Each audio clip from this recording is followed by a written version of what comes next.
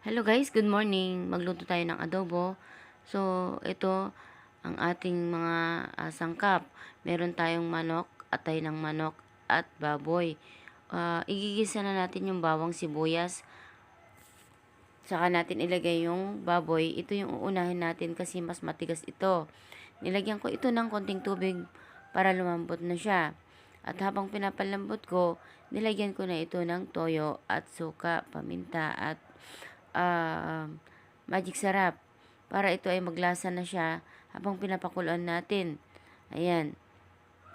So, pag lumambot na siya ng konti, pwede na natin ilagay yung manok. Ayan, nilagyan na natin yung manok.